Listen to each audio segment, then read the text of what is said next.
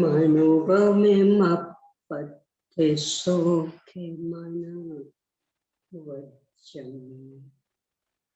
केवल पहो है निजिय दुन्नयति निरंजिनम नमः बारह अंग केच्छा बियलिए मल मूरे तन से नो तिलया विवेह बर चरण पूषा पसियौ सुये देवया सुयरम सयल गणिपौ में रविनो विविधि विराया संगा मीराया विपुराया गणहर देवापसी यंतो पसियौ महुधर सेनो परवाई गयो हितानि वर सिंहो सिद्धंतामिय सायर तरंग संघाय धो ये मनो पणिमामि उपेदंतम दुःखयंतम दुन्नयन्धिया हरिरविं भाग्य शिव मग्य कंठ मिसि समीपयं सया दंतम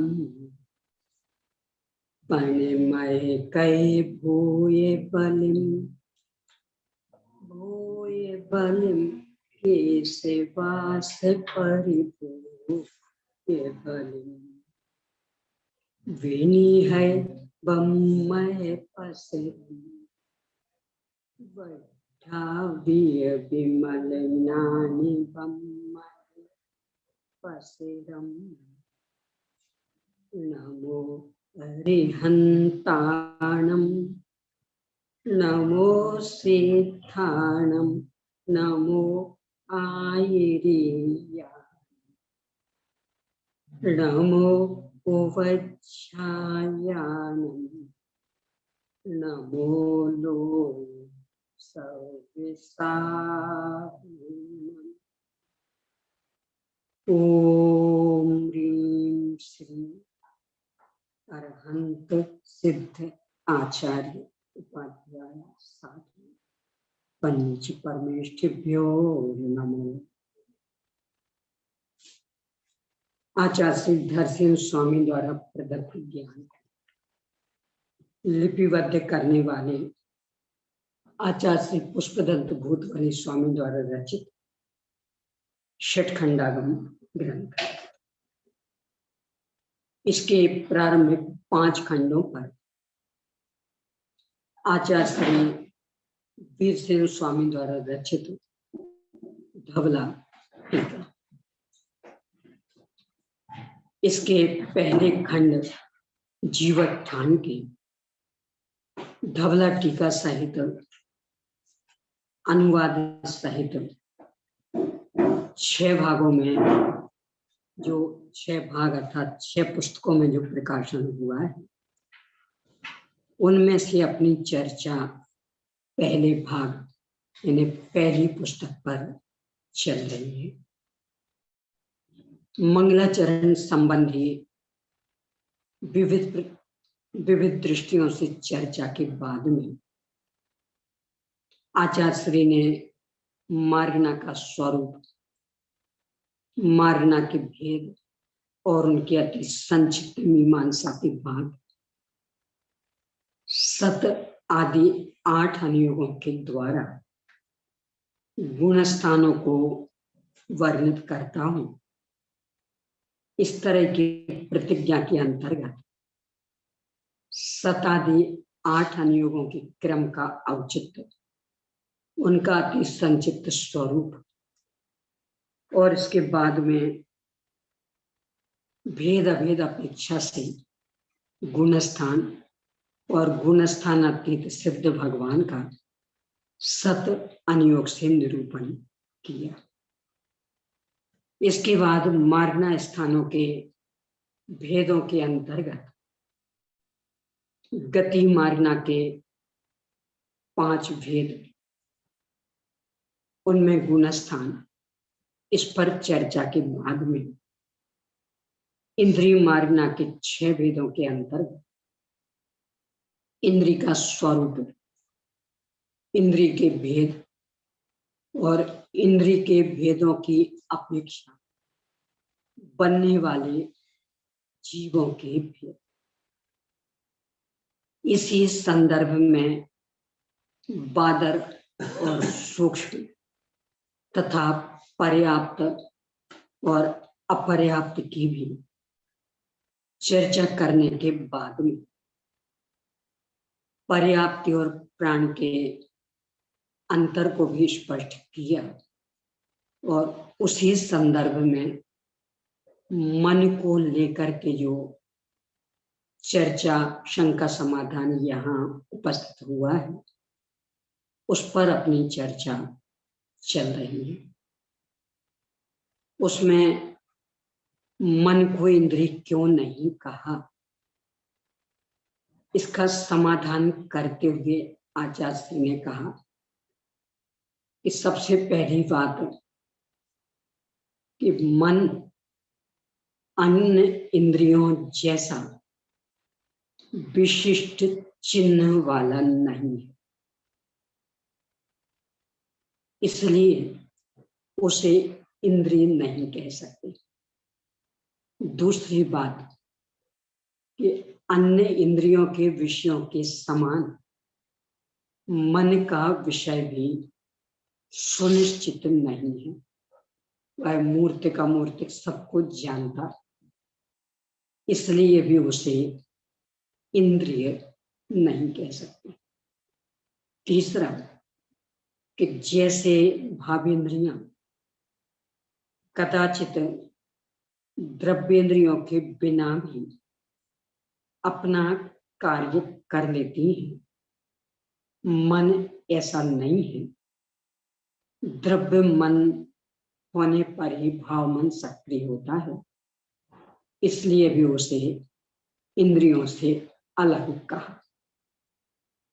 उपयोग का उपकरण भी भाव मन नहीं है, इसलिए उसे इंद्रियों से अलग कहा। अब इस उपकरण को लेकर के प्रश्न है, पृष्ठांक 263 पर शंका। उपयोग का उपकरण द्रव्य मन तो है, भाव मन ना सही, क्योंकि वह तो मूर्तिक अमूर्तिक सबको जानने में सक्षम, पर भाव मन की प्रवृत्ति द्रव्य मन पूर्वक होती, तो द्रव्य मन तो उपकरण यानी साधन है, समाधान नहीं। क्योंकि जिस प्रकार शेष इंद्रियों का बाह्य इंद्रियों से ग्रहण होता है, उस प्रकार मन का नहीं, इसलिए उसे इंद्र का लिंग नहीं कह सकते। बाह्य इंद्रियों के संदर्भ में उपयोग को हम सुनिश्चित व्यक्त कर सकते। यानी किसी ने कहा मैंने रूप रंग को देखा, तो इसका मतलब हम समझ लेंगे कि इसका उपयोग चक्षु इंद्रिय के माध्यम से प्रवृत्त हुआ होगा। किसी ने कहा हमने वाक्य सुने, स्वर सुने, ध्वनि सुनी, तो हम समझ लेंगे कि इसका उपयोग कर्णेंद्रिय द्वारा प्रवृत्त हुआ होगा। ऐसा शेष में भी लगा लेना। मन का ऐसा नहीं, यानी मन स्पर्श संबंधी भी सोच सकता, रस संबंधी भी, मन वह, तो इसलिए इसे उपयोग का उपकरण नहीं कह सकते, सुनिश्चित उपकरण नहीं कह सकते। ये यहाँ कह रहे हैं। शंका, पदार्थ, प्रकाश, मन और चक्षु, इनसे उत्पन्न होने वाला रूप ज्ञान समनस्क जीवों में पाया जाता है। यह तो ठीक है, परंतु अमनस्क जीवों में उस रूप ज्ञान की उत्पत्ति कैसे हो सकती है? समनस्क मन सहित, अमनस्क मन रहित। तो पदार्थ ने वो सामग्री, प्रकाश उजेला, मन और एक द्रव्येंद्रिय रूप आंख, इनकी विद्यमानता में सैन्य जीव को रूप का ज्ञान होता। तो प्रश्न ये खड़ा कर रहे हैं कि असैन्य जीव के तो मन है नहीं, तो उसको रूप का ज्ञान कैसे होगा? समाधान यह है, कोई दोष नहीं है, क्योंकि समनस्क जीवों के रूप ज्ञान से अमनस्क जीवों का रूप ज्ञान भिन्न जाती है। रूप का ज्ञान तो उनको हो जाता है क्योंकि आंखें हैं, चार इंद्रिय से असली पंचेंद्रिय के भी आंखें हैं, तो रूप का ज्ञान तो हो जाएगा। पर इसके बाद उसमें जो विवेक का प्रयोग, ये उपादेय का निर्णय, ये अमनस्क जीव के नहीं हो पाएगा। इसलिए उसका ज्ञान अलग तरह का, यानी मात्र ज्ञान हुआ कि ये नीला है कि पीला है, पर इसका उपयोग क्या, ये कैसे बनता, ये है कि उपादेय, ये ज्ञान उसके संभव नहीं है। ये ज्ञान मात्र मन वाले के ही संभव। इस तरह से इंद्रियों से मन की स्वतंत्र व्यवस्था को यहाँ स्थापित किया। जो पिछले प्रकरण में द्रव्य मन होगा तो भाव मन होगा ही होगा, ऐसा है? या भाव मन है तो द्रव्य मन होगा? भाव मन यदि है तो द्रव्य मन हो गई होगा, पर द्रव्य मन है तो भाव मन का वह उपयोग करेगा ही करेगा। विक्रय गति में द्रव्य मन नहीं, भाव मन है पर सक्रिय नहीं। भाव मन जानने की क्षमता वो तो है, पर उपयोग नहीं कर पाएगा। वो 3 साल मालूम ही नहीं पड़ता होगा। हाँ, ये तो अंतर्मुहूर्त भी कहाँ मालूम पड़ेगा। जो अपर्याप्त दशा के अंतर्मुहूर्त हैं वे भी कहाँ मालूम। बस केवल ये है जानने की विषय पर ये होता है, सर्वज्ञ भगवान पता है, ये ऐसा है सब। अब इन इंद्रियों के गुण स्थानों की चर्चा प्रारंभ हो रही।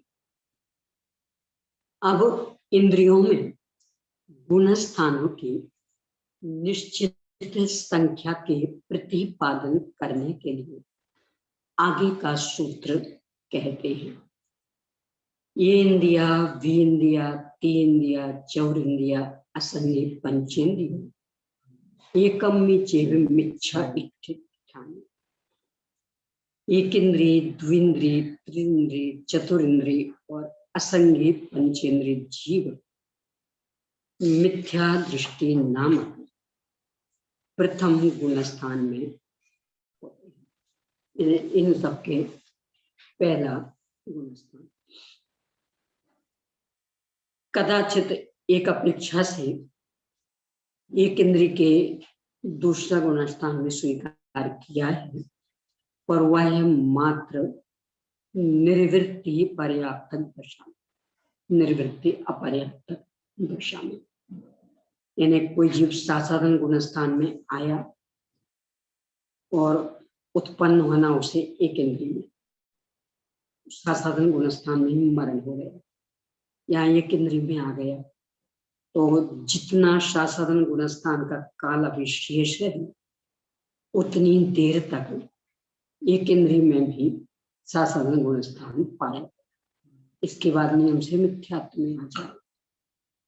पर इसमें भी एक विशेष कि अग्नि का एक, वायु का एक और साधारण वनस्पति में नहीं, जल पृथ्वी का एक, जल का एक और प्रत्येक वनस्पति में ही कदाचित संभव है, अन्य में नहीं, विकलत्रय में किसी भी अपेक्षा से नहीं। 2, 3 आदि संख्या के निराकरण करने के लिए सूत्र में एक पद का ग्रहण किया। ये जो कहा एक कमी के 2 आदि गुण स्थान नहीं होते, ये बताने के लिए। वो जो एक अपेक्षा बताई वो अलग ही है।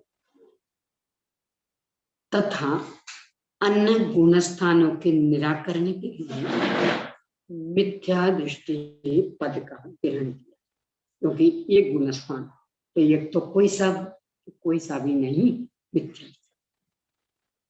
शंका, एक इंद्रिय जीवों में साधारण गुण स्थान भी सुनने में आता है। ये दूसरी जो अवधारणा चलती उसको लेके प्रश्न, इसलिए उनके केवल एक मिथ्या दृष्टि गुणस्थान के कथन करने से वह कैसे बन सकेगा?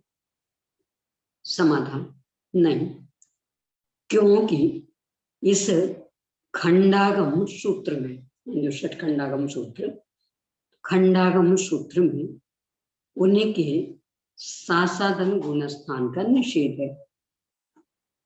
कषाय पावर में स्वीकार है, तो अभी उसकी टीका तो हम लिख नहीं रहे हैं, अभी षटखंडागम की लिख रहे हैं, इसमें उसका निषेध।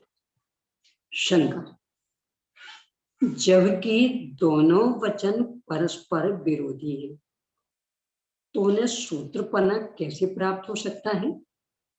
यानी षटखंडागम ग्रंथ कह रहा कि पहले में साधन गुण स्थान नहीं बनता, और कषाय पावकार कह रहे कि कदाचित बन सकता है। ये तो परस्पर विरुद्ध हो गए, और आप दोनों ग्रंथों को सही मानते, दोनों पे टीका भी लिखेंगे, ये कैसे? समाधान, नहीं, क्योंकि दोनों वचन सूत्र नहीं हो सकते हैं, किंतु उन दोनों वचनों में से किसी एक वचन को ही सूत्र पना न छूट गया है, कोई भी सूत्र पना प्राप्त हो सकता है। यानी दोनों बातें सत्य नहीं है, कोई एक ही सत्य है। शंका, दोनों वचनों में यह वचन सूत्र रूप है और यह नहीं, यह कैसे जाना जाए? समाधान, उपदेश के बिना दोनों में से कौन वचन सूत्र रूप है यह नहीं जाना जा सकता है, इसलिए दोनों वचनों का संग्रह करना चाहिए। पहले भी इस तरह का प्रकरण आया था, वहां भी आचार्य श्री का यही उत्तर था कि चूंकि हम निर्णय नहीं कर सकते तो हम तो दोनों का उल्लेख करेंगे। बात सही है कि सत्य कोई एक ही होगा, पर कौन सा सत्य हमें पता नहीं, तो हम तो दोनों का उल्लेख करेंगे। शंका, दोनों वचनों का संग्रह करने वाला संशय मिथ्या दृष्टि हो जाएगा, क्योंकि वो तो दुविधा में है, ये सत्य की ये सत्य। समाधान, नहीं, क्योंकि संग्रह करने वाले के यह सूत्र कथित ही है, इस प्रकार का श्रद्धान पाया जाता है, अतएव उसके संदेह नहीं हो सकता। मैंने कषाय पावड़ भी सूत्र, तो वहां ये कहा गया ये पक्का विश्वास, षटखंडागम में सूत्र, यहाँ ये कहा ये पक्का विश्वास है, दुविधा में नहीं है, इसलिए संशय मिथ्या तो नहीं। पर चूंकि हम निर्णय नहीं कर सकते तो कौन सही ये भी हम नहीं कहेंगे। कहा भी है 264 पेज पर 143 में तादोतं सम्मं दर्शिच्यन्तं जदा न सद्दति सोचे हवदिमिच्छा इत्थीव तदो बहुधी जीवो। इन्हें बहुत बड़ी राहत कि नई निर्णय कर पा रहे तो कोई बात नहीं, जैसा है वैसा स्वीकार कर लो। अप्रयोजनभूत विषय है, अपने ज्ञान से अगम्य विषय है, केवल ईश्वर केवल अपने पास है नहीं, इसलिए जैसा है वैसा मान लो। किसी को सत्य और किसी को असत्य नहीं मानो।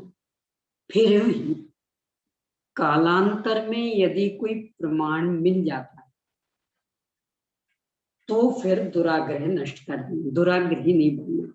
सब हम तो इतने लंबे काल से ये ही मानते आ रहे, इसलिए इसे ही मानते रहेंगे, फिर ऐसी जिद नहीं करना। तत्काल उस आग्रह को छोड़ देना। पर जब तक प्रमाण नहीं मिला तो दोनों को ही स्वीकार करके चलिए। सूत्र से आचार्य आदि के द्वारा भले प्रकार समझाए जाने पर यदि वह जीव विपरीत अर्थ को छोड़कर समीचीन अर्थ का श्रद्धा नहीं करता है तो उसी समय से यह जीव मिथ्या दृष्टि हो जाता है। यानी अज्ञान के लिए क्षम्य है, दुराग्रह के लिए क्षम्य नहीं। यानी अपने में जानने की ताकत नहीं है तो कदाचित गलत भी जान ले, गलत मान ले अप्रयोजनभूत विषय के संदर्भ में, तो सम्यक में कोई बाधा नहीं आएगी। पर यदि आप हठाग्रही हुए, दुराग्रही हुए, पक्षपात करने लगे, व्यक्तिवाद में उलझ गए, तो फिर सम्यक के लिए कोई, फिर सम्यक नियम से नष्ट हो जाएगा। सूत्र के माध्यम से आचार्य ने भली प्रकार समझाया कि देखो ये है आगम प्रमाण।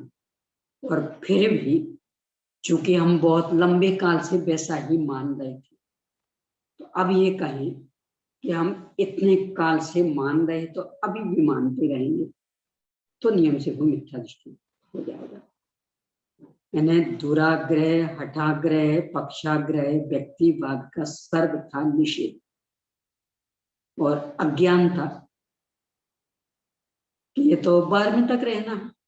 जब तक केवल ज्ञान नहीं है तब तक किसी न किसी विषय में अज्ञानी रहने की, तो किसी न किसी विषय में तो ये स्थिति बनेगी, तो उस तक कोई निषेध नहीं, चल जाएगा। इतना ही यहाँ विशेष सत्य बात है।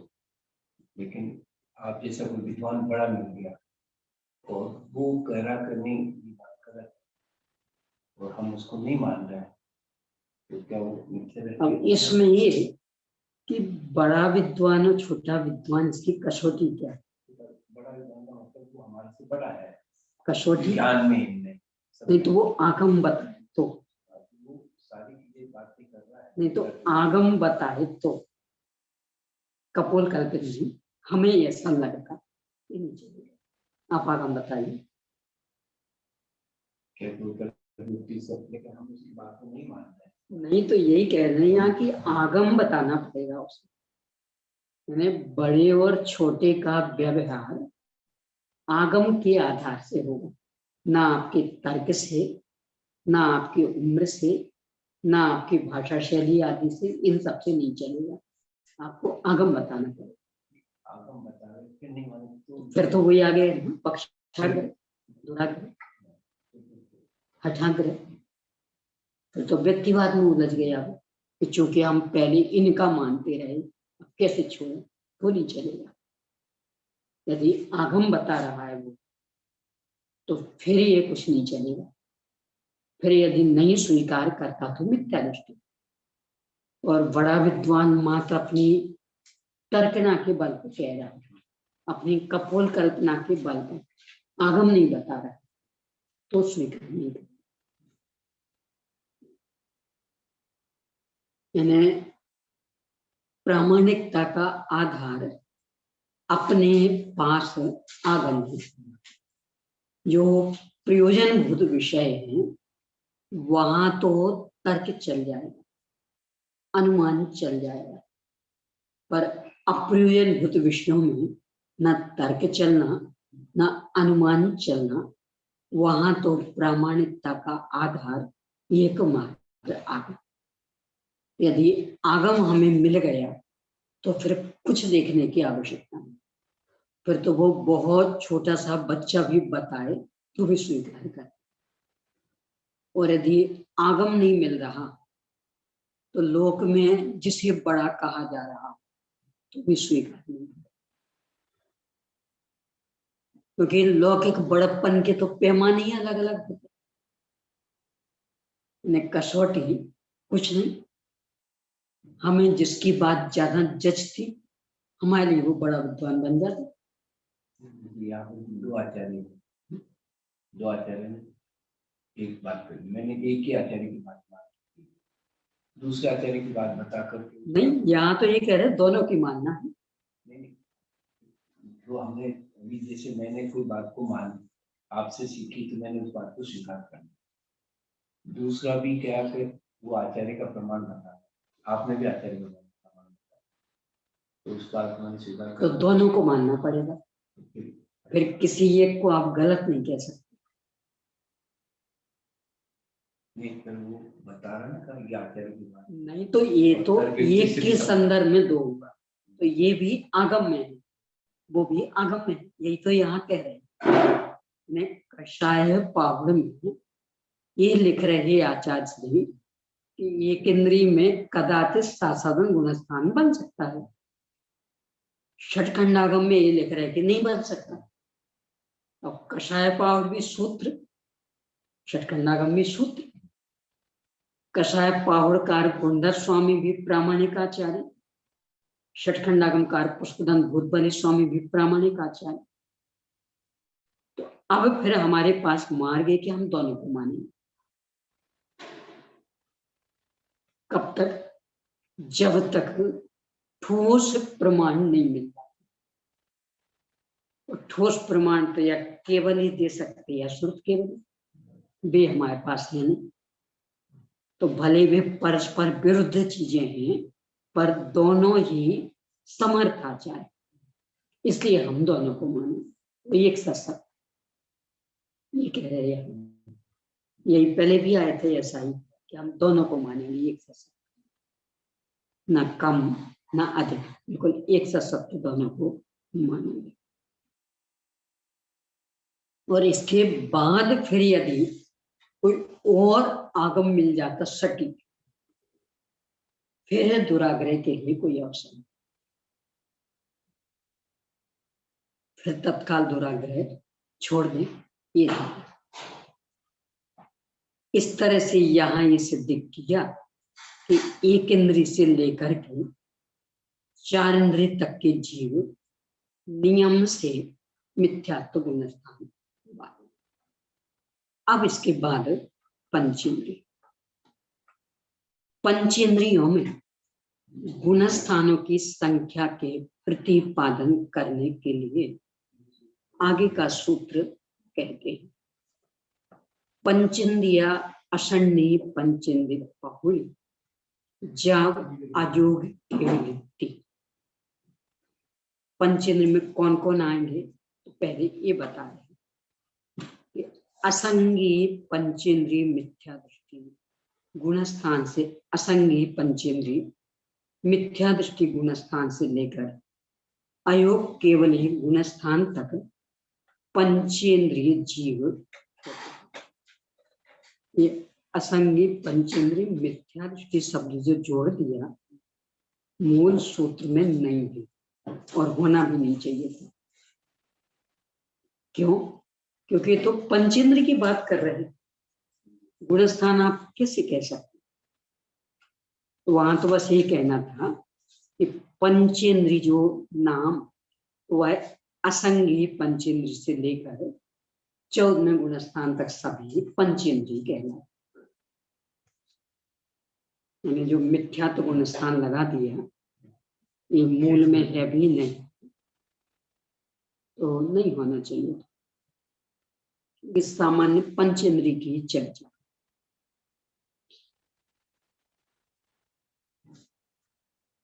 न पंचेंद्रिय के दो भेद, जब अकेला असंगी पंचेंद्रिय कहेंगे तो जब असंगी पंचेंद्रिय कहेंगे तब उनके लिए अकेला मिथ्या दृष्टि गुणस्थान आ जाएगा। तो यहाँ सामान्य पंचेंद्रिय कह रहे हैं, इसलिए मिथ्या दृष्टि गुणस्थान कहने की आवश्यकता नहीं है।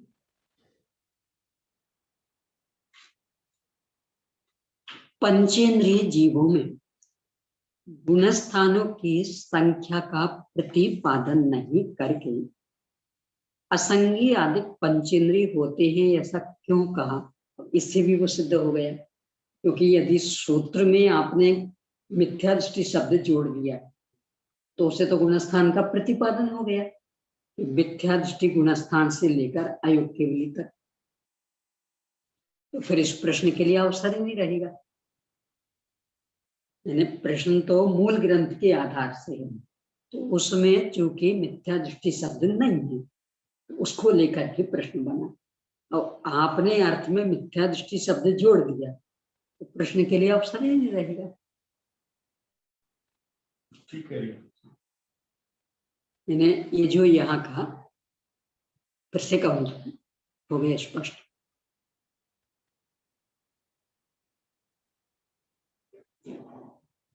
नहीं, आप क्या कह रहे हैं? हाँ कि फिर से कहने के लिए कि स्पष्ट हुआ?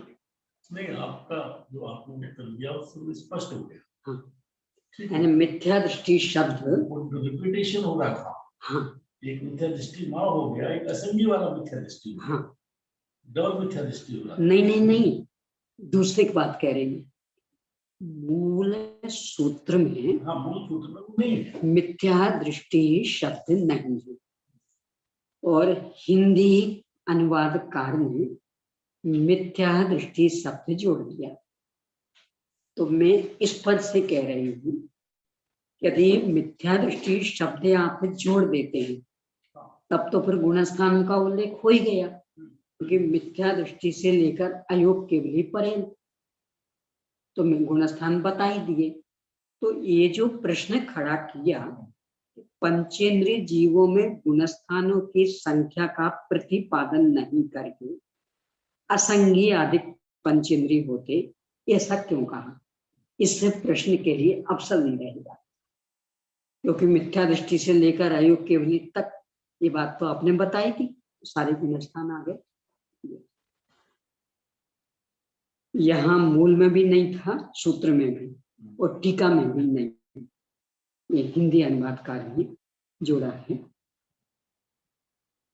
समाधान, यह कोई दोष नहीं है, क्योंकि असंगी को आदि लेकर अयोग केवली पर्यंत पंचेंद्रिय जीव होते हैं, ऐसा कथन कर देने पर ही पंचेंद्रियों में गुणस्थानों की संख्या का ज्ञान हो जाए। अभी यहाँ बराबर सूत्र के अनुसार लिया, यहाँ मिथ्या दृष्टि शब्द नहीं जाना, यानी प्रश्न था उस मिथ्यात्व को लेके, यहाँ मिथ्यात्व शब्द नहीं लिया, कारण मूल में है ही नहीं। तो ऊपर भी चाहो तो आप घेरा लगा के अलग थोड़ा सा निशान लगा सकते, यानी मिथ्या दृष्टि शब्द ये अनावश्यक जोड़ा गया, उसका औचित्य भी नहीं है, और मूल में भी नहीं और टीका में भी नहीं।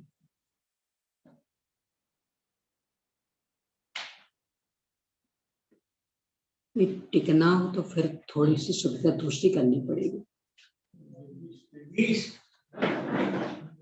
तकिया थोड़ी सी ऊपर मंगाइए, अकेले उससे नहीं हो पाएगा।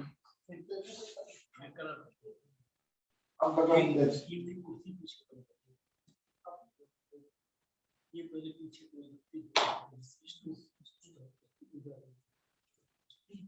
हाँ जी चेक करो। हाँ हो गया वो पूरी तरह से हो नहीं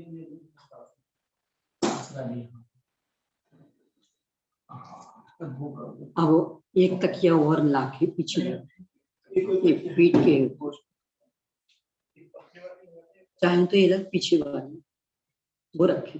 एक मॉड्यूल मेरा काम हो गया। ये कठोर है ना, पीछे वाले लगा दो, ठंडा भी है कठोर भी।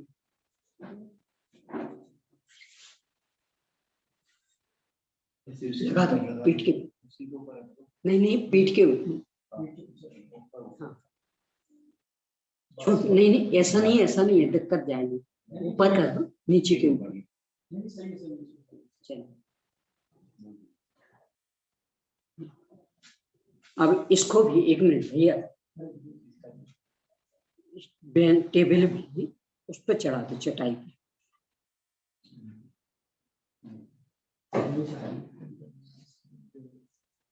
और चढ़ा नहीं होगा मुझे ना यहाँ पे देखिए तो बस ये फॉर्मल को रखा हुआ है कि शास्त्री जी मणि साहब। ठीक है, नहीं तो एक उपाय और है, ऐसे ही थोड़ी ऊंची टेबल पर रखें तो पास आ जाएगा ग्रंथ। तब भी नहीं दिखे, ये भले दिखेगा नहीं पर अभिनय नहीं होगा, क्योंकि अभी बिल्कुल पैरों के पास आ गए हैं ग्रंथ। अभी ऐसी जो बेंच है ना टेबल पर,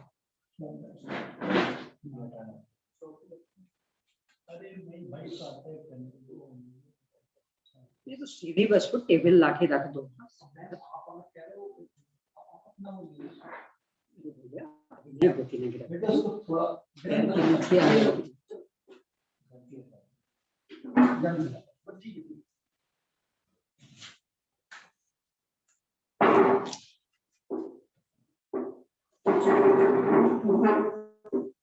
जैसे टेबल और भी है ना वहाँ, तो वो टेबल रख देंगे तो ठीक रहेगा।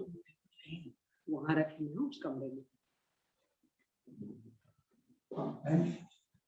चलिए, ये पैरों से नीचे नहीं आना चाहिए,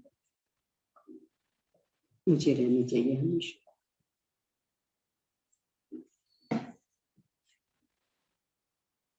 चलिए कल से कर लेंगे बस।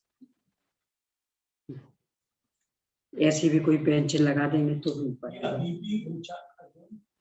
आप पैर को देखिए ना, देख लीजिए पैर ये है और ग्रंथ यहाँ, कोई बात नहीं चालू रखो।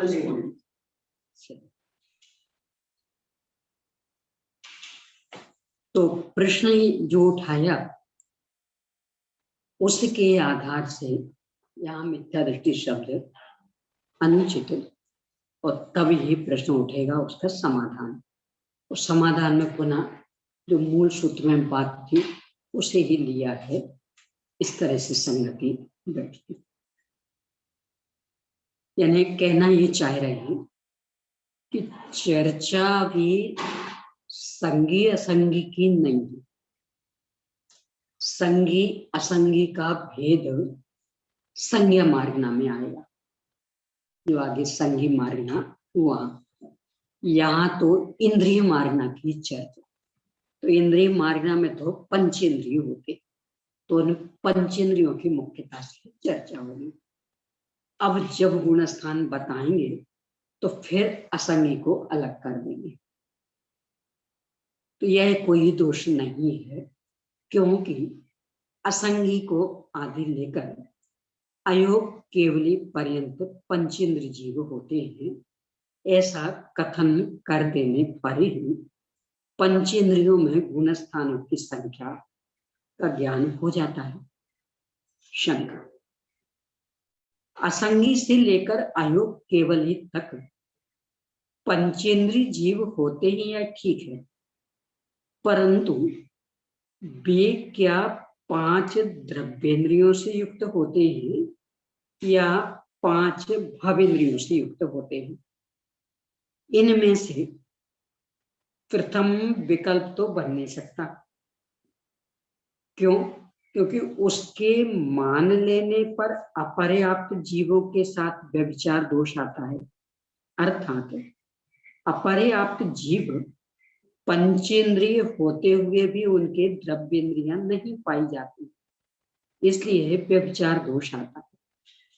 इसी प्रकार दूसरा विकल्प भी नहीं बनता, क्योंकि उसके मान लेने पर केवलियों से व्यभिचार दोष आता है। अर्थात केवली पंचेंद्रिय होते हुए भी उनके भावेंद्रियां नहीं पाई जाती हैं, इसलिए व्यभिचार दोष। इतनी बड़ी है शंका। क्या शंका? कि आपने कहा असैनी पंचेंद्रिय से लेकर के अयोग केवली तक सभी पंचेंद्रिय, तो उसको लेके प्रश्न खड़ा कर रहे कि यहाँ द्रव्येंद्रिय लेना कि भावेंद्रिय लेना। यदि कहते हो द्रव्येंद्रिय, तो जो निर्वृत्त पर्याप्त दशा थी, विग्रह गति की भी दशा थी, वहां द्रव्येंद्रियों की रचना तो नहीं हुई थी, और गुण स्थान तो कोई ना कोई होगा, तो उनके साथ दोष आएगा। नहीं, द्रव्येंद्रियों की, पर भावेंद्रिय है, यानी ज्ञानावरण आदि कर्मों का क्षयोक्षम, तो ज्ञानावरण आदि कर्मों का क्षयोक्षम। और चूंकि द्रव्येंद्रियां नहीं है, इसलिए भावेंद्रियां सक्रिय नहीं हो पाती, यानी पर पदार्थों को नहीं जानती, क्योंकि पर पदार्थों को जानने में वो द्रव्येंद्रियां चाहिए, वे वहां है ना। तो ये समस्या खड़ी होगी कि विग्रह गति में द्रव्येंद्रियां नहीं, निर्वृत्य पर्याप्तक दशा में द्रव्येंद्रियां नहीं, लब्ध्य पर्याप्तक दशा में द्रव्येंद्रियां नहीं, तो फिर उनके गुणस्थान नहीं बनेंगे, क्यों? द्रव्येंद्रियां तो है ही नहीं। तो आप ये तो कह नहीं सकते कि द्रव्येंद्रियां लेना यहाँ। अब भावेंद्रिय, यदि आप कहते हो कि भावेंद्रिय लेना, तो 13वें गुणस्थान वर्ती जीवों के भावेंद्रिय नहीं, 14वें गुणस्थान वर्ती जीवों के भावेंद्रिय नहीं, क्योंकि भावेंद्रिय मतलब क्षयोक्षम ज्ञान। 13वें 14वें गुणस्थान वर्ती तो केवल ज्ञान ही, क्षय ज्ञान वाले, क्षय ज्ञान और क्षयोक्षम ज्ञान एक साथ होता नहीं, तो विक्षय ज्ञान वाले क्षयोक्षम ज्ञान नहीं, यानी भावेंद्रिय नहीं, तो फिर वहां तक पंचेंद्रिय आप कैसे कहोगे? ये प्रश्न खड़ा किया, यानी प्रश्न सूत्र के आधार से कि आपने कहा पंचेंद्रिय जीव अयोग केवल ही तक, तो इनको लेके प्रश्न है कि यहाँ 5 इंद्रियां द्रव्येंद्रिय लेना है कि भावेंद्रिय लेना। यदि द्रव्येंद्रियां लेना है तो विग्रह गति और अपर्याप्तक जीवों के आप गुणस्थान नहीं कह सकते, और भावेंद्रियां लेना है तो 13वें 14वें गुणस्थान वर्ती जीवों को आप पंचेंद्रिय नहीं कह सकते, क्योंकि वहां भावेंद्रियां नहीं है। इश्म का समाधान, यह कोई दोष नहीं है, क्योंकि यहाँ पर भावेंद्रियों की अपेक्षा पंचेंद्रिय पना स्वीकार किया है। अब प्रश्न में 2 थे, यानी आप भावेंद्रिय को लेंगे तो 13वें 14वें गुणस्थान वर्ती पंचेंद्रिय नहीं कह सकते, और द्रव्येंद्रिय को लेंगे तो विग्रह गति वाले और अपर्याप्तक वाले पंचेंद्रिय नहीं कह सकते। समाधान कर रहे भावेंद्रिय को लेंगे तो वो 13वें 14वें गुणस्थान वाली समस्या तो खड़ी हो जाएगी, तो उसका समाधान अलग करेंगे। तो यह कोई दोष नहीं है, क्योंकि यहाँ पर भावेंद्रियों की अपेक्षा पंचेंद्रिय पना स्वीकार किया। तो विग्रह गति और निर्वृत्त पर्याप्तक दशा, लब्ध्य पर्याप्तक दशा में भी भावेंद्रियां विद्यमान, इसलिए भी पंचेंद्रिय की कोटि में आ जाएंगे। और ऐसा मान लेने पर पूर्वोक्त दोष भी नहीं आता। पूर्वोक्त दोष केवली वाला। अब वो कैसे नहीं आता, बहुत सुंदर होता है। क्योंकि केवलियों के यद्यपि भावेंद्रियां समूल नष्ट हो गई हैं और बाह्य इंद्रियों का व्यापार भी बंद हो गया है, तो भी छद्मस्थ अवस्था में भावेंद्रियों के निमित्त से उत्पन्न हुई द्रव्येंद्रियों के सद्भाव की अपेक्षा उन्हें पंचेंद्रिय कहा गया है, अथवा भूतपूर्व का ज्ञान कराने वाले न्याय के आश्रय से उन्हें पंचेंद्रिय कहा है। यही हुआ ना कि आदमी निगम में की अपेक्षा, हाँ, भूत निगम में, भूत निगम की अपेक्षा, यानी छद्मस्थ जीवों के तो भावेंद्रियों की मुख्यता। क्यों? क्योंकि कदाचित द्रव्येंद्रिय गड़बड़ हो जाए, आंख फूट गई, कान फूट गए, नाक में भी सूंघने की ताकत नहीं रही, तो वो दो इंद्रिय थोड़ी कहलाए। भावेंद्रियां विद्यमान तो बराबर पंचेंद्रिय। तो इसलिए यहाँ भावेंद्रिय की मुख्यता करना। तो अब फिर प्रश्न कि फिर केवली के क्या होगा, कि चूंकि उनके वे ही द्रव्येंद्रियां विद्यमान हैं जो पहले छद्मस्थ अवस्था में भावेंद्रियों की उपकरण बनती थी। पहले छद्मस्थ अवस्था में उनसे भी काम लेते थे, इसलिए भूतपूर्व प्रज्ञापन नैगम्य की अपेक्षा केवली को भी, यानी 13वें 14वें गुणस्थान वर्तिक जीवों को भी पंचेंद्रिय इस शब्द से संबोधित कर सकते।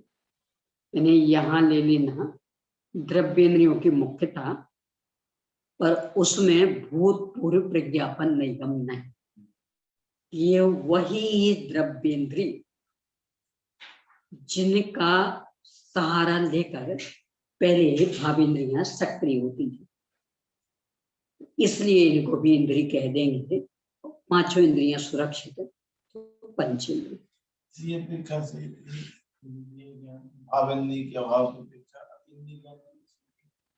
अभी वो प्रकरण नहीं, वो ज्ञान मार्गना में आएगा। लेकिन बात तो ठीक है, नहीं बात है, पर वो प्रकरण यहाँ नहीं। नहीं, इन्होंने इंद्रिय मारना की इंद्रिय और अनिंद्रिय ये भेद किया। तो अनिंद्रिय में मात्र सिद्ध भगवान, 13वें 14वें गुणस्थान वालों को नहीं दिया। अन इंद्रिय जिनके इंद्रियां नहीं, तो ना द्रव्येंद्रिय ना भावेंद्रिय, तो वो उनमें अकेले सिद्ध भगवान आए। सिद्ध भगवान को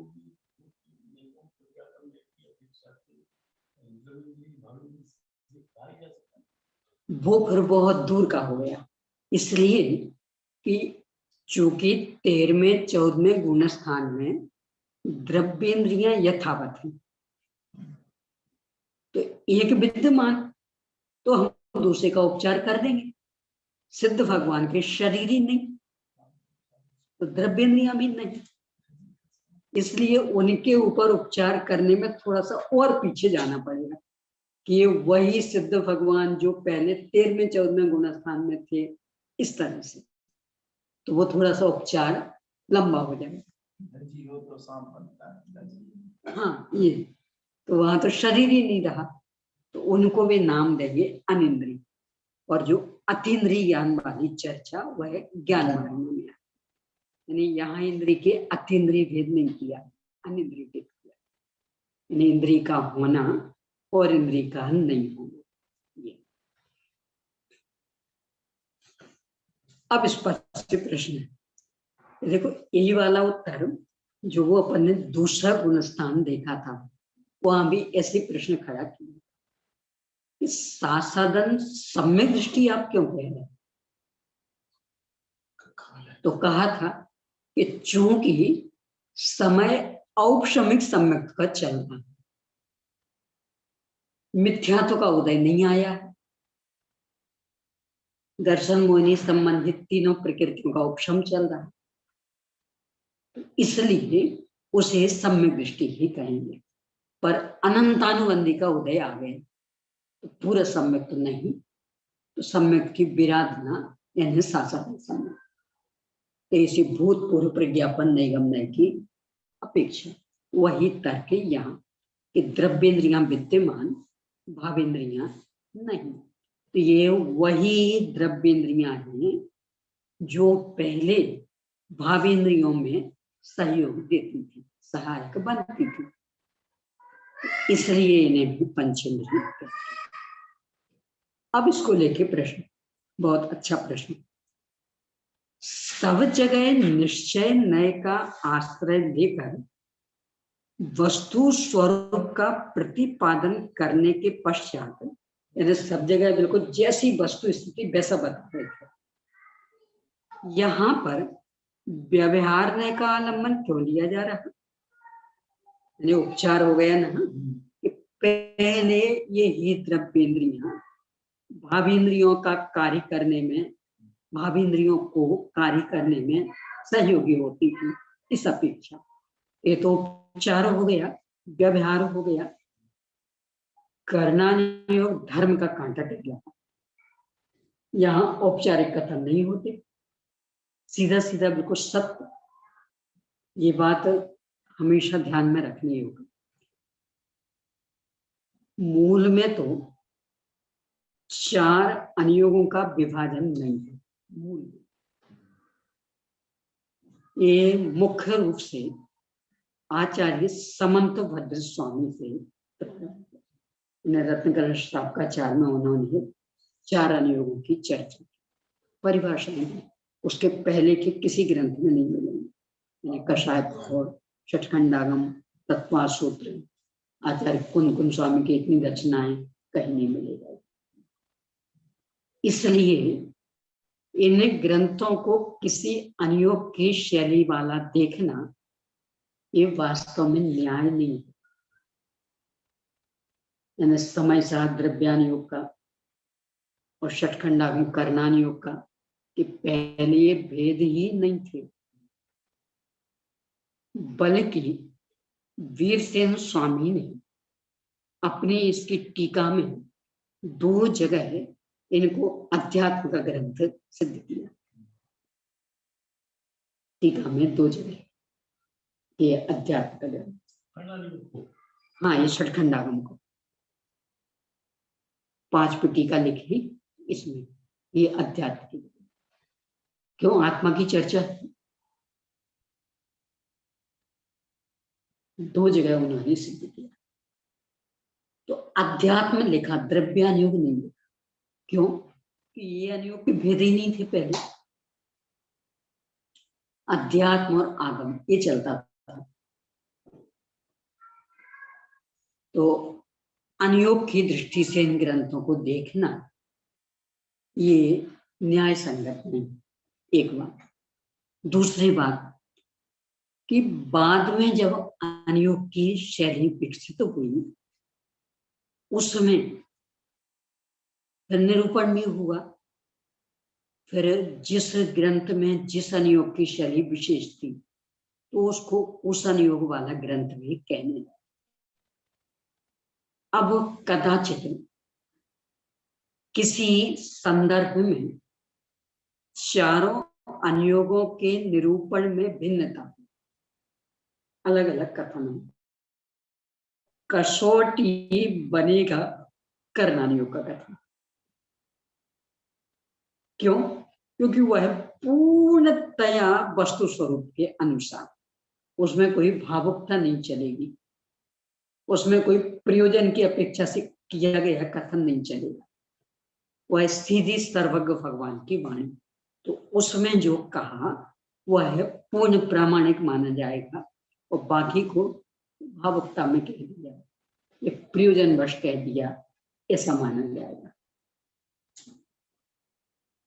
इन्हें कर्णानुयोग का इस तरह का प्रतिपादन, तो उसको लेकर के प्रश्न खड़ा करा कि यहाँ तो सीधा निश्चय का यानी बिल्कुल यथार्थ प्रतिपादन, 2 2 4 जैसा, और आपने यहाँ व्यवहार लगा दिया कि चूंकि पहले इन्हीं द्रव्येंद्रियों के आधार से भावेंद्रियां सक्रिय हो रही थी, इसलिए इन इंद्रियों को भी इंद्रिय कहेंगे और पांचों द्रव्येंद्रियां सुरक्षित है, तो इनको हम पंचेंद्रिय कह देंगे। ये व्यवहार नय का आलम्बन क्यों दिया, ये प्रश्न देखिए फिर से पढ़ें। सब जगह निश्चय नय का आश्रय लेकर वस्तु स्वरूप का प्रतिपादन करने के पश्चात, यानी इन ग्रंथों की ये शैली कि बिल्कुल जैसा जिनागम है वैसा हम प्रतिपादन करते हैं, औपचारिक बिल्कुल नहीं। फिर यहाँ पर व्यवहार नय का आलम्बन क्यों लिया जा रहा, ये औपचारिक कथन क्यों कर रहे हैं आप? समाधान, यह कोई दोष नहीं है, क्योंकि मंद बुद्धि शिष्यों के अनुग्रह के लिए उक्त प्रकार से कथन किया है। सामान्य पंचेंद्रिय था तो वहां कोई द्रव्येंद्रिय भावेंद्रिय का तो भेद किया ही नहीं था, तो जहां पंचेंद्रिय वहां तक के जीव पंचेंद्रिय, पर मंद बुद्धि वाला जीव नहीं समझ पाएगा, तो उसको समझाने के लिए कह दिया कि भले भावेंद्रिय नहीं पर द्रव्येंद्रियां तो है ना, और वही द्रव्येंद्रिय, इसलिए इनको भी पंचेंद्रिय कह रहे हैं। अथवा अब और भी गजब का, यानी ये आचार्य वीरसेन स्वामी ही ऐसा उत्तर दे सकते, अथवा उक्त व्याख्यान को ठीक नहीं समझना, क्योंकि मंद बुद्धि शिष्यों के लिए यह व्याख्यान दुरवबोध है। दूसरे इंद्रिय प्राणों के साथ इन्हें आसानी से समझ में नहीं आएगा, कठिन जाएगा। दूसरे इंद्रिय प्राणों के साथ इस कथन का पुनरुक्त दोष भी आता, ये दो तर्क दिए, यानी कितना साहस चाहिए। मूल ग्रंथकार आचार्य श्री पुष्पदंत भूतवर्णी स्वामी लिख रहे हैं कि अयोग केवली पर्यंत पंचेंद्र, यानी 13वें 14वें गुणस्थान वाले पंचेंद्र। टीकाकार ने पहला तो संधि बिठाते हुए मार्गदर्शन दिया कि वो द्रव्येंद्र की मुख्यता से, और दूसरा उत्तर दे रहे कि वास्तव में व्याख्यान उचित नहीं, उन्हें पंचेंद्रिय नहीं कहना चाहिए।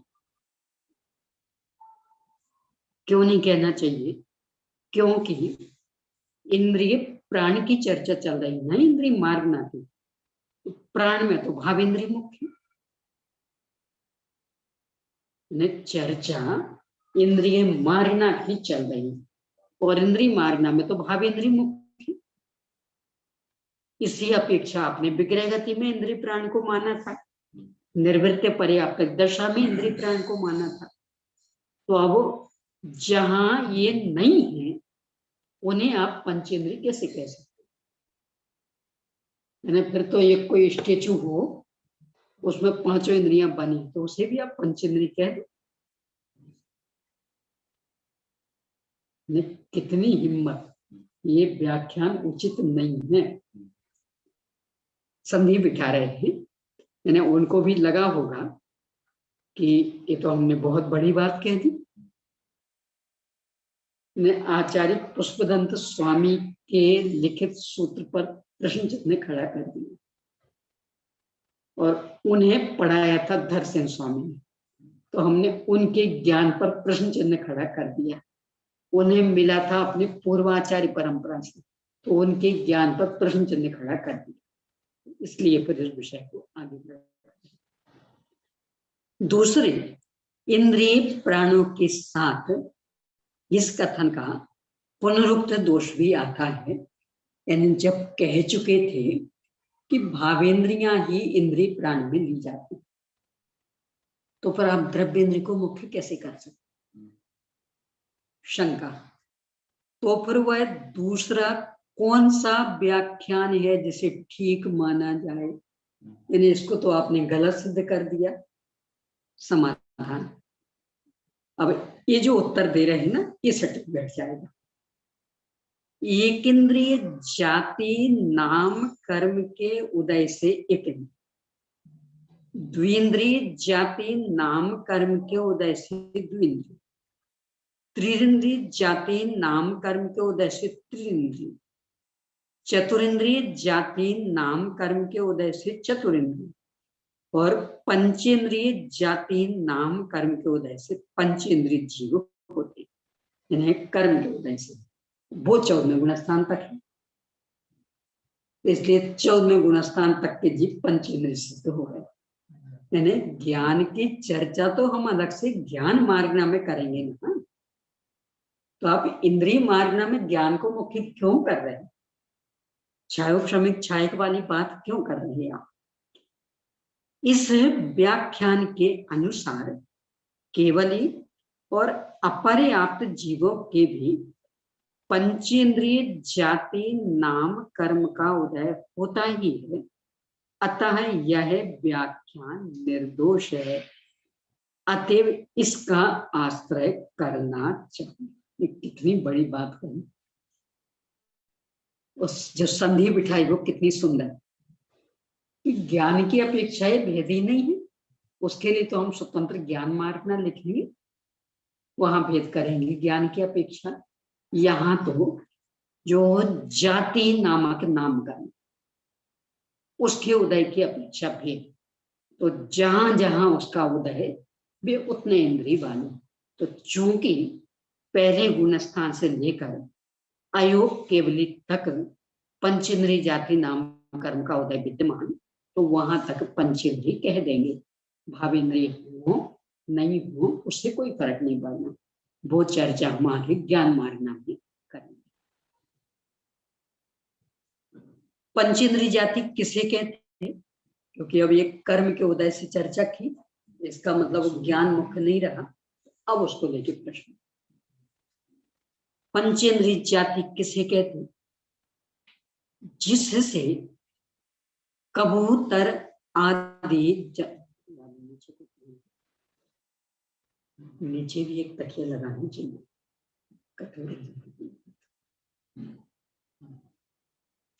जिससे कबूतर आदि जाति विशेष ये पंचेंद्रिय हैं, इस प्रकार समान प्रत्यय से ग्रहण करने योग्य होते हैं, और जिसमें पंचेंद्रिया वर्ण कर्म के क्षयोक्षम के सहकारी पने की अपेक्षा रहती है, उसे पंचेंद्रिय जाति कहते हैं।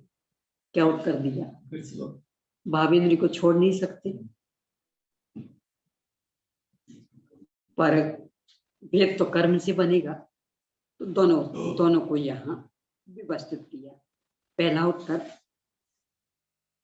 कबूतर आदि भिन्न भिन्न आकार प्रकार वाले, यानी कहाँ कबूतर, कहाँ मनुष्य, कहाँ देव, कहाँ नारकी, कहाँ चिड़िया, कहाँ तोता, सबकी प्रकृति अलग, भाषा वगैरह अलग, उनके औदिक भाव अलग अलग, तो भी ये सब पंचेंद्रिय कहलाते।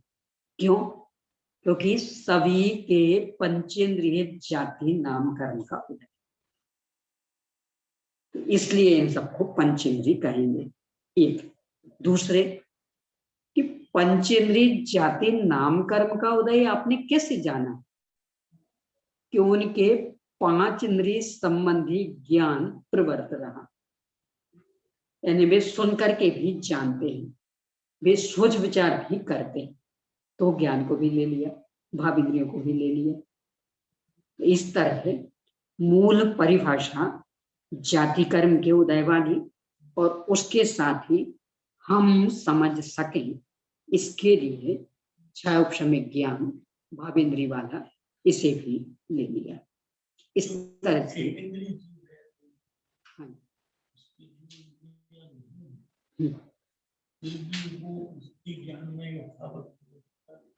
मात्र स्पर्शन इंद्रिय संबंध, मात्र स्पर्शन इंद्रिय संबंधी ज्ञान में, यानी एक इंद्रिय जीव अकेला स्पर्शन इंद्रिय संबंधी ज्ञान में प्रवृत्त, जो इंद्रिय, दो इंद्रिय के स्पर्श और रसना, उन दोनों से प्रवर्तता। हाँ। इसी तरह तीन इंद्रियों हाँ से जी। प्रवर्तता। एक साथ प्रवृत्ति नहीं होगी, पर प्रवर्त सकता कभी कोई, एक लब्धि में तो एक उपयोग में। पर एक इंद्रिय के तो हमेशा लब्धि और उपयोग दोनों ही मात्र एक इंद्रिय। तो बाकी के जैसे जैसे इंद्रियां बढ़ती जाएंगी तो लब्धि उपयोग का अंतर बढ़ता है। तो उनकी लब्धि, एक इंद्रिय की लब्धि और कोई एक साथ होते हैं। हाँ। नहीं, एक साथ नहीं होगा, इसलिए कि स्पर्शन इंद्रिय का विषय भी कोई एक प्रकार का थोड़ी है, अनेक प्रकार का। तो जिस समय वह ठंडे को जान रहा, बाकी भेद लब्धि में, बाकी संबंधी जानकारी लब्धि में। एक इंद्रिय के भी चारों संख्या तो है। इसके एक इंद्रिय नहीं, एक इंद्रिय के अकेले एक इंद्रिय,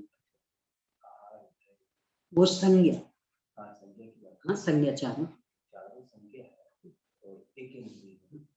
और एक इंद्रिय को भाई का।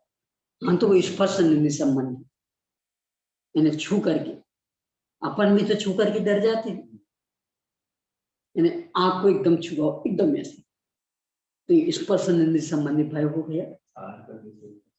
आहार का भी स्पर्श इंद्रिय से करते, यानी पेड़ आदि, पानी डाला, खाद दी, हरे भरे हो गए। हाँ, वो आहार और स्पर्शन से ही कर रहे, छू करके, अलग से तुमने कुछ है नहीं।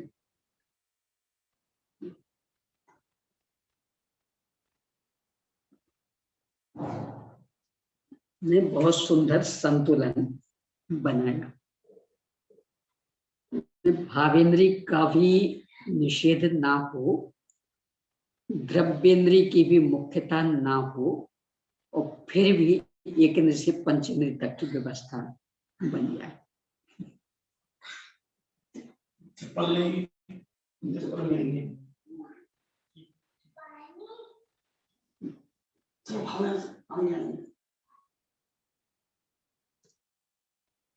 अब अतीन्द्रिय जीवों के अस्तित्व के प्रतिपादन करने के लिए आगे का सूत्र कहते हैं, इसमें भी यही गड़बड़ी।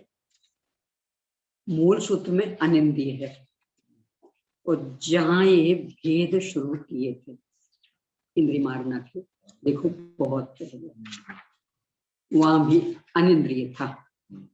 ये 233 पेज पर, 233 पेज पर अनिंद्रिया, यानी इंद्रिया, बेंद्रिया, तीन्द्रिया, चौरिंद्रिया, पंचेंद्रिया, अनिंद्रिया। और यहां भी मूल सूत्र में अनिंद्रिया है, पर एक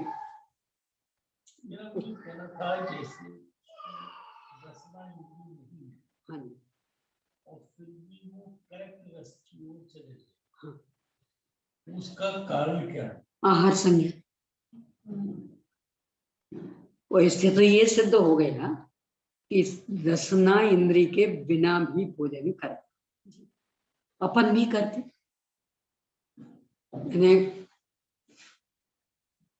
शरीर में उष्णता बढ़ रही हो, एक तो उपाय है कि मुंह से पानी पी लो, उष्णता कम हो जाएगी। दूसरा, पेट पे घी मल दो, पैर के तलवों में घी मल दो, हाथ की हथेलियों पे घी मल दो, उष्णता कम हो जाएगी। तो जो पैर के तलवों पे घी मला, हाथ की हथेलियों पे घी मला, पेट पर घी मला, ये वो वृक्ष जैसा भोजन लिपाहार, उससे भी गर्मी कम हो गई। ठंडक में भी बहुत बहुत ठंड लग रही हो, बिल्कुल अंदर से पेट से नाभि से उठ रही हो, तो कहते मल दो, सरसों का तेल मल दो, ऐसे भी मल दो, उष्णता आ जाएगी। यानी जो एक इंद्रिय का हो, पेड़ आदि का लेपाहार कहलाता, आहार संज्ञा के अंतर्गत अपन भी करते तो बराबर तृप्ति मिल जाती। एक इंद्रिय से ही पांचों इंद्रियों का काम होते ही यानी मूल जो संज्ञाएं हैं, मतलब इच्छा, ये विकृति विद्यमान कोई सी भी इंद्रिय हो, प्रवृत्ति वो करती रहेगी। वहां के लिए एक इंद्रिय, तो एक इंद्रिय से चारों संज्ञाएं चल रही, सभी कषाएं। मिथ्यात्व ने क्या छूटा, सब तो चल रहा है। मिथ्यात्व बराबर कषाएं, क्रोध मान माया लोभ, सब हास रति अरति आदि भी, चारों संज्ञाएं भी सब चल रही, पांचों पाप सब। अपन समझ पाए नहीं समझ पाए वो अलग बात है, क्योंकि अपना ज्ञान बहुत साधारण है, तो सब चल रही है। और कभी कभी तो अपन भी कह देते, यानी खूब अच्छी वर्षा हुई हो फिर रुक जाए तो पत्ते आदि एकदम साफ, और फिर वो लहर, देखो पेड़ हंस रहे, पेड़ खुश हो गए, और एकदम मुरझा जाए, देखो पेड़ खेदित हो गया। कहते भी भयभीत होने का तो ये जो कौन सी मशीन, नहीं ये तो दूसरा दिखा, पर वो एक मशीन, नाम उसका भूल गई हूँ, तो उस पर बराबर रेखाएं, यानी कोई कुल्हाड़ी लेकर के गया तो कैसा भयभीत, तो उस मशीन द्वारा वो रेखाएं खींच किया, देखो भयभीत हो। और खाद पानी लेके गया तो कैसा प्रसन्न, तो वो भी रेखाएं आ गई। कोई मशीन है उसका विशेष नाम है, तो उससे सब व्यक्त हो रहा है। जो मशीन उस पर एक कागज बना रहे, तो अलग अलग तरह की, यानी प्रसन्नता वाली रेखाएं अलग तरह, और खेद खिन्नता वाली रेखाएं अलग। ये जिसके आधार से जगदीश चंद्र बसु ने जीवत्व सिद्ध किया, उसी से मिलती जुलती वो मशीन, तो वो वृक्षों का हर्ष विषाद सिद्ध कर, वृक्षों की नींद आदि सिद्ध करती, और अपने यहाँ तो चलता, यानी शाम के बाद कुछ भी तोड़ने का अपने बुजुर्ग लोग निषेध करते। हाँ, यानी बिल्कुल अच्छा बढ़िया फल भी लगा हो ना, आम पका हुआ, दिन में आपकी नजर नहीं गई, शाम को गई, रात होने को बोलते अब मत तोड़ो, क्यों, पेड़ सो गया, अब सुबह तोड़ना। और वो मशीन बताती भी है, उसमें जो रेखाएं आती, सोने की अलग, डरने की अलग, हर्ष विषाद की अलग मशीनें हैं ऐसी। यानी ज्ञान के साथ कषाय मिथ्यात्व का संबंध नहीं है। हम 5 इंद्रिय वाले तो ही कषाय करें ऐसा नहीं है, ये तो अनादि के संस्कार, ज्ञान के बिना भी चलता रहता सब कुछ।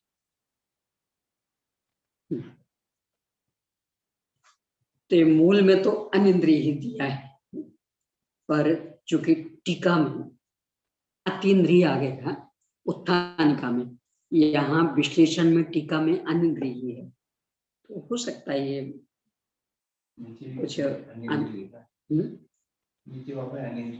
नहीं, यही कह रही हूँ कि मूल में टीका जो विश्लेषण वाली वहां भी अनिंद्रिय है, मूल सूत्र में भी अनिंद्रिय है, पर उत्थानिका में अतीन्द्रिय हो गया।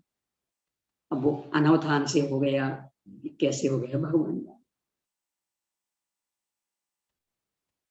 अब अतीन्द्रिय जीवों के अस्तित्व के प्रतिपादन के लिए आगे का सूत्र है, प्रश्न है। पालीग्राफ मशीन बोलते, पालीग्राफ मशीन, पालीग्राफ, पालीग्राफ किसी ने लिख के दिया। अच्छा, ठीक, तो उसमें हाँ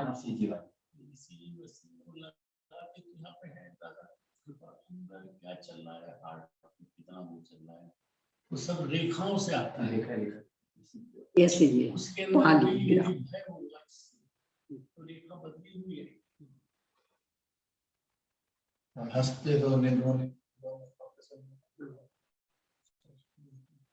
पॉलीग्राफ। पॉलीग्राफी है ना, वो सच झूठ बताती है। अगर कोई मनुष्य ने गवाही में ये कहा कि ऐसा हुआ तो वो सत्य बोल रहा है या झूठ बोल रहा है, वो अंदर का धड़कन पकड़ लेगी। वो इसी चीज उसका खींचे। उस तरह का इसी चीज झूठ बोलने को ये आएगा और सत्य बोलने को ये आएगा। ये कोर्ट में मानना है। अच्छा, क्योंकि झूठ बोल रहा होगा ना व्यक्ति, तो भले कितने छिपाए पर हृदय नहीं छिपा, तो एक अलग प्रकार का कंपन धड़कन ये चलती रहेगी। तो मशीन उसे बता देगी। वो जो बहुत दृढ़ संकल्पित लोग होते हैं उनको वो मशीन नहीं पकड़। सही बात। वो चालाक। को झूठ, सत्य को झूठ ही कहने का ठीक हो, और वो उसको दृढ़ता से बोलते हैं। दृढ़ संकल्प के पीछे कहें चालाक लोग। हाँ, जो भी वो ये प्रकरण इतना समझ गया है।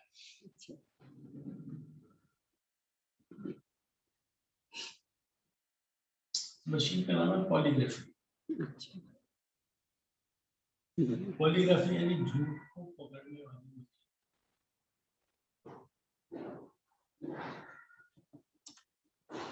ये तो फिर अकेला पॉलीग्राफी नाम क्यों पड़ा है? अकेले झूठ कोई थोड़ी पकड़ता है। तो उसके समक्ष खड़ा है ना, जो झूठ पकड़ेगा वो सत्य को ना पकड़ेगा, नहीं तो जो नाम सत्य पकड़ेगा वो झूठ पकड़ेगा। नहीं तो नाम ऐसा झूठ का पकड़ा कर जाने की बात झूठ के लिए होती है। सत्य को तो सत्य है ही। पकड़ना किसी झूठे को पकड़ो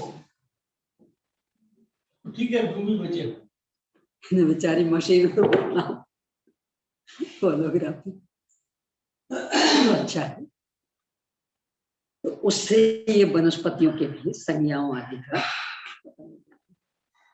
वो अपने गुजरात थे ना कल्याण सागर, हाँ। वो रात को पेड़ों के पास जाके नौका में डुबा कहते कि इससे पेड़ खुश हो जाते। ऐसा वैसे ये तो वनस्पति विज्ञान वाले कहते हैं, और आजकल प्रयोग भी हो रहा है कि खेत में फसल अच्छी आए तो जब उसका फूल आने लगता उस समय अच्छा मधुर संगीत बजाते।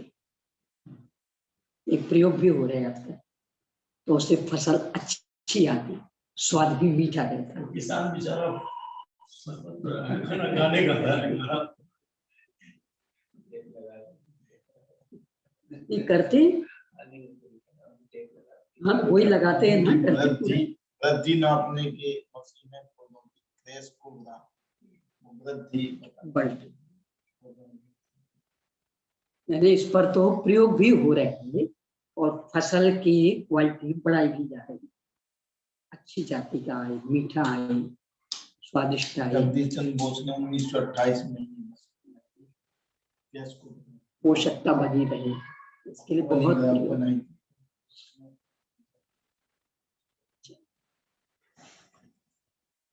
यानी निष्कर्ष पूरा ही है, इस संज्ञाओं के लिए, कषायों के लिए, मिथ्यात्व के लिए उतना ज्ञान कोई ज्यादा आवश्यक नहीं।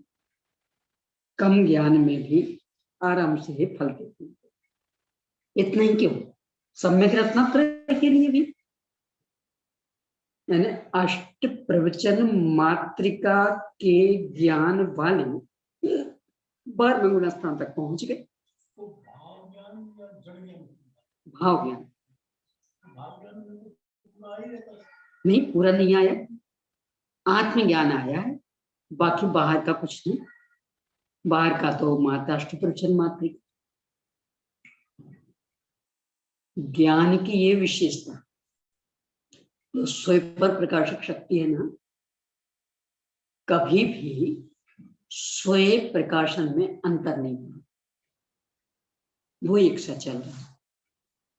अंतर जो होगा वो पर प्रकाश, हिना दिखता जो भी होगी वो पर प्रकाश है।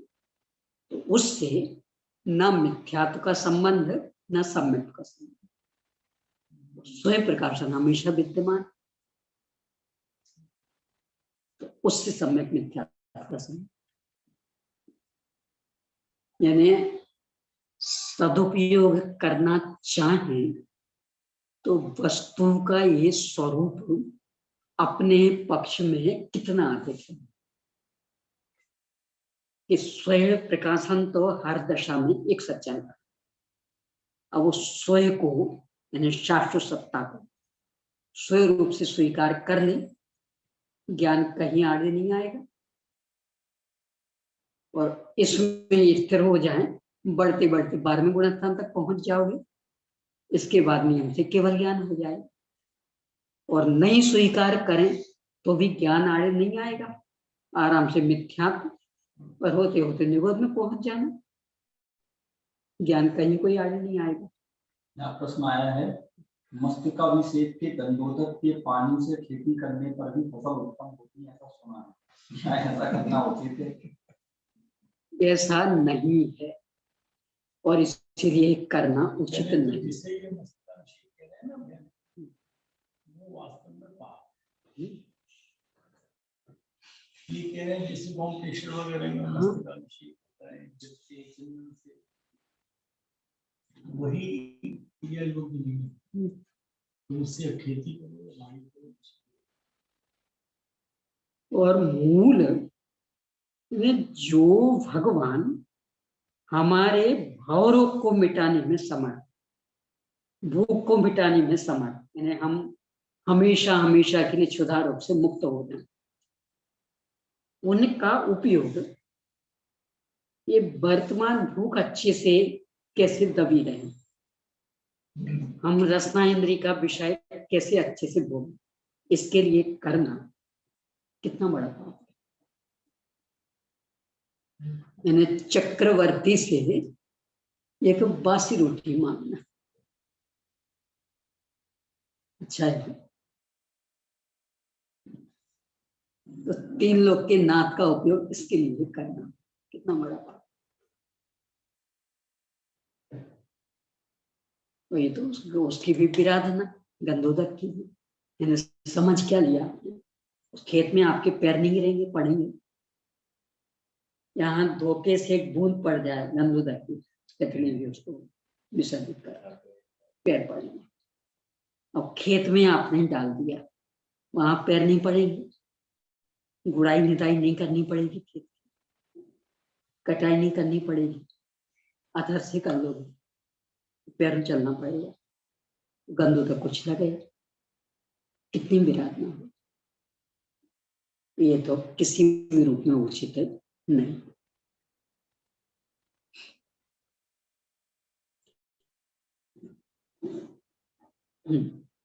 तो अब अतीन्द्रिय जीवों के अस्तित्व के प्रतिपादन करने के लिए आगे का सूत्र कहते हैं, 266 पेज पर 38वां सूत्र, तेन परमनिंदिया इति, उन्हें जीवों को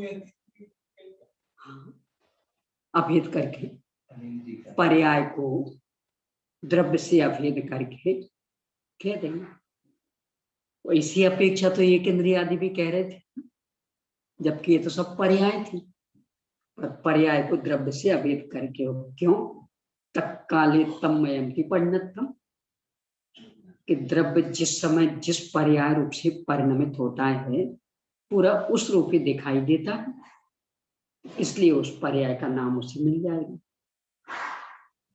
उन एक इंद्रिय आदि जीवों से परे अनिंद्रिय जीव होते हैं। सूत्र में तेन यह एक वचन जाति का सूचक, पूरा जाति नामक नाम का है, इसके 5 भेद थे, उसका परम शब्द का अर्थ ऊपर, यानी उसके अतिरिक्त, उससे अधिक, जिससे यह अर्थ हुआ कि एक इंद्रिय आदि जाति भेदों से रहित अनिंद्रिय जीव होते हैं, क्योंकि उनके संपूर्ण द्रव्य कर्म और भाव कर्म नहीं पाए जाते, यानी कोई भी कर्म उनके नहीं है, वो कर्म भी नहीं रहा, द्रव्य कर्म भाव कर्म में नहीं, तो वे अनिंद्रिय, इंद्रियों से रहित, तो गुण स्थानों से भी रहित। तो पंचेंद्रिय कोटि में नहीं आएंगे सिद्ध भगवान, क्योंकि ना द्रव्य इंद्रिय ना भाव इंद्रिय, शरीर मात्र में अशरीर, तो पंचेंद्रिय भी नहीं कहेंगे। जितनी भी यहाँ से क्या बोलते हैं, ये मूल औदारिक शरीर तो नहीं है, क्या उसे भी उस समय इंद्रिय या वो कह सकते हैं उससे तो भगवान किनका उदारिक? मेरा मतलब था कि शरीर तो है, तेजस है, पारमाण है, लेकिन ये जो स्थूल शरीर जिसका नाम लिया हाँ। है, जो देवादि के वो शरीर माने हैं, उस अपेक्षा से क्या उनको भी ऐसी सिद्ध को इंद्रियातीत कहा गया है? शरीर नहीं कहेंगे, क्योंकि उनके तो 5 इंद्रिय माने, वो काय भी माने। यह अपने जो पहले प्राण वाली चर्चा आई थी कि विग्रह गति में शनि पंचेंद्रिय के 7 प्राण। कैसे? 5 इंद्रियां हैं भाव इंद्रिय संबंधी, एक काय है कर्मण काय, और एक आयु, ये 7 प्राण। श्वासोच्छ्वास, भाषा और मन नहीं है, ये 3 कम हो जाएंगे। तो कार्मण शरीर को वो काय मानते हैं और उसको प्राण रूप में स्वीकार करते हैं। तेजस उसके साथ रहते ही, तो ये औदारी व्यतिरेक नहीं होने पर भी उसको प्राण रूप में स्वीकार किया। इसका मतलब तेजस जो है वो अखंड रूप से निरंतर रहने वाला है। हाँ, वही तो नहीं कहेंगे, वैसा वैसा का वैसा। हाँ, निरंतर चलता रहेगा।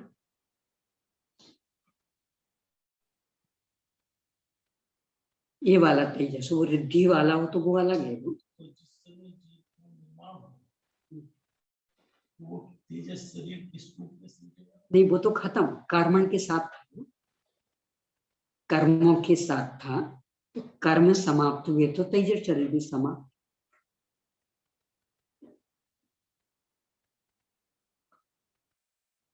वो जो तेज था जिसके कारण वो समाप्त, तो वो तेज अंधकार रूप हो गया, किस रूप? परमाणु बिखर गए, ना अंधकार ना प्रकाश, यानी पूरा उनका परमाणुदारिक शरीर ही कपूर की तरह उड़ जाता है। सब परमाणु बिखर गए, कुछ शेष नहीं, मात्र नख और केश बचे रहेंगे, क्योंकि वहां आत्म प्रदेश नहीं थे तो भी पड़े रहेंगे, बाकी पूरा शरीर कपूर की तरह तत्काल खत्म।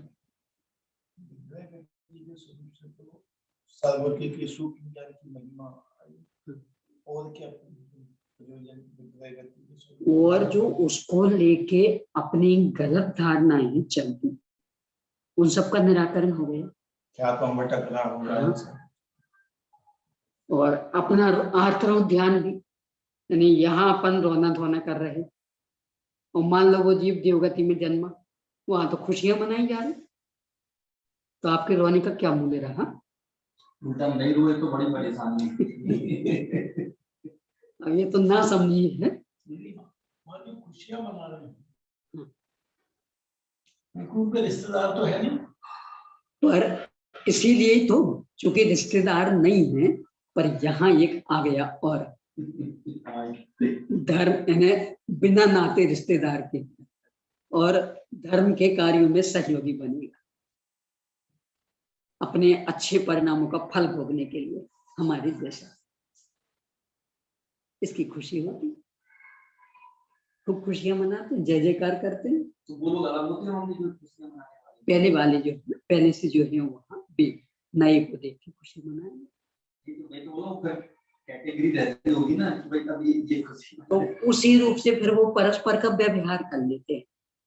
जो अपने सामान्य भेद आता है ना, इंद्र सामान्य, सामान्य के बस वो परिवार जैसे बन जाते, यानी जो बहुत पहले के हम उनको दादा दादी मानने लगेंगे, तो उनसे कम उम्र वाले और हमसे बड़े तो उनको माता पिता जैसा, जो समान वाले उनको भाई बहन जैसा, ये व्यवहार पूरा बना देते।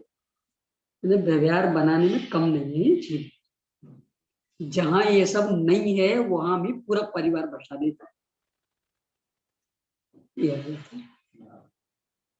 देवों में ये सब कुछ नहीं, और फिर भी पूरा परिवार सामान्य, बिल्कुल पूरा परिवार, दादा दादी माता पिता भाई बहन सब आ गए, तो जबकि वहां कोई नहीं है।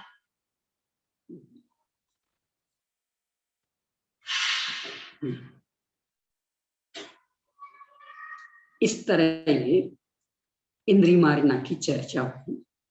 पूरे करने प्रश्न है कि फिर उस पानी का क्या करना, कहाँ विसर्जित करना बहुत मात्रा में रहता है। और फिर अगला प्रश्न है, उपवास के दिन अष्ट द्रव्य से पूजन कर सकते हैं, उसमें द्रव्य धोने का आरंभ होने से पूछा है।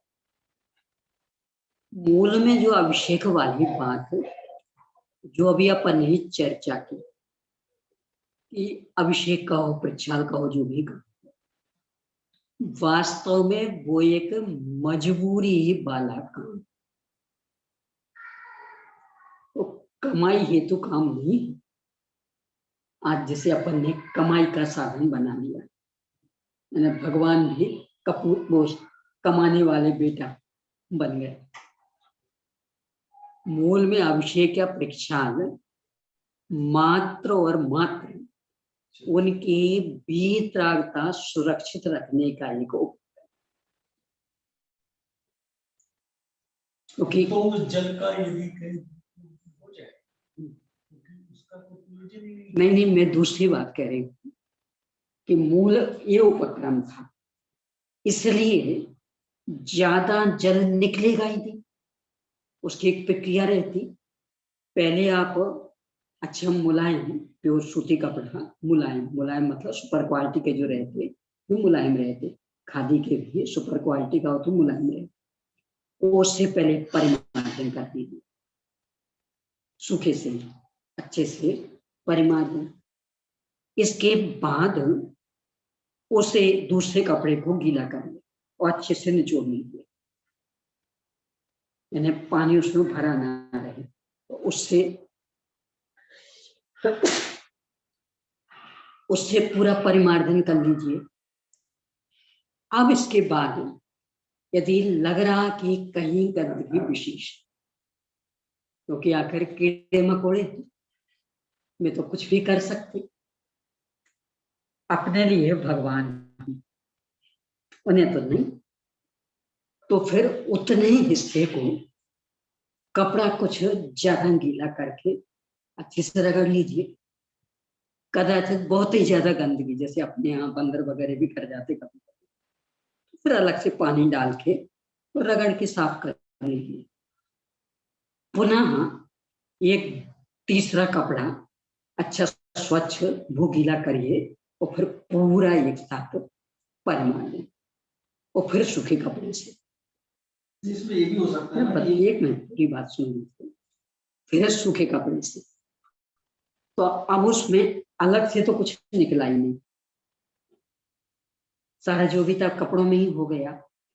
अब उन कपड़ों को अपन धोएंगे, तो एक बार देखो थोड़ा सा पानी लेकर के उसमें धो लीजिए, और वो जो पानी है उसको मंदिर जी में कोई भी रेत आदि के कुंड बना खुले में जैसे अपन रख सकें, गमले आदि जैसे, उसमें रेत भर दीजिए और उतना सा पानी उसमें रोज विसर्जित करते जाइए, 24 घंटे बाद आप सूख जाएगा। ये प्रक्रिया है। तो मूल बता रहे कि अभिषेक वाली पद्धति ही नहीं, मैंने कलशों कलशों आप कार्य कर रहे हैं। उसने बाद में अभी लिखा वो हमारा जो प्रश्न है वो बाहुबली तो कलशों पानी ढोलना ये किसी भी रूप में उचित नहीं। ये तो हमने भगवान को कमाऊ बेटा बना दिया, हमारी कमाई के साथ नहीं होगा, क्योंकि ऐसे कोई देता नहीं। अभिषेक के नाम पे बोलियां लगाओ, लाखों करोड़ों आ जाती हैं, तो ढुलवाते रहो उनसे। यानी ये परंपरा ही पूर्णतः गलत। तो जब पानी ज्यादा निकलेगा ही नहीं तो कहाँ डालें, समझ तो रहे हैं? हिंसा का भी साधन है। हाँ। जी आपने घी से किया अभिषेक, पंचामृत से किया, तो उसके अंदर तो अनंत जीव है, तरस का है। कर क्या रहे हैं? देखना भी पाप है वास्तव में। और इसका तो ये है कि घी दूध आदि डालते आप कितने ही पोंछना, चिकनाई जाती नहीं, गंध जाती नहीं, तो निरंतर समूर्चन ही पैदा होते रहेंगे। आप प्रयोग करके देख सकते, हाथ से घी आदि लिया हो, साबुन आदि मत लगाओ, अच्छे गर्म पानी में डुबो के खूब रगड़ो, खूब अच्छे कपड़े से पोंछ लो, तो भी गंध भी आएगी, वो चिकना चिकना लगता है। तो यहाँ तो साबुन आदि से धो लेते, इसलिए वो चिकनाई खत्म हो जाती। भगवान को तो साबुन लगाएंगे नहीं। आप अभी अभिषेक की थाली और जल लेके गए बाल्टी से बाल्टी में लेना पड़ता है, पूरा पूरा बाल्टी। और अभी आप उतने नहीं, दूसरे में बोली की उतने पैसे दिए, राशि फिक्स, उसे चढ़ा दिया। वो उतना नहीं, तीसरे को चढ़ा दिया, बहनों को चढ़ा दिया, बहनें कर लेंगे अभिषेक।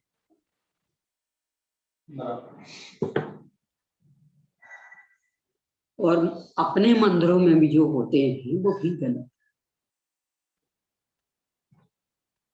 यानी गंधोदक के नाम से बस जो कपड़ा गीला हुआ था उसको चूंकि धोना है, श्री जी के स्पर्श वाला, तो बस एक बार के धोने में साधारण से इतना सा गंधोदक निकलेगा, बस उतना रखिए, तो बाकी फिर कपड़े को अलग पानी से धो लीजिए।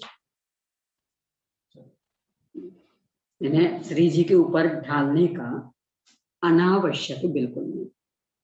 अब बताइए आप क्या कहना चाहते थे? छोटी जैसे बहुत सारी प्रतिमाएं हैं, छोटी प्रतिमा पे जैसे कहते हैं ना लोगों को थोड़ा जल होना चाहिए, तो उसमें थोड़ा जल डाल दिया, बाकी सब में जो आप बता रहे थे ना कि गीले कपड़े को पहुंच कर लिया, मैं वही बात कह रहा हूँ, उससे क्या है वो जल कम निकलेगा, बाकी नहीं तो वो तो फिर बहुत, अगर एक एक प्रतिमा पर अगर आप डालोगे, दूसरी बात ये अगर वो जल रह गया और वो नहीं सूखा या वो नहीं पहुंचा गया तो उसमें तो जी पड़ जाएगा। देखो छोटी बड़ी का इसलिए नहीं कह सकते क्योंकि छोटी पे भी जो शांति धारा होती है ना, रखते छोटी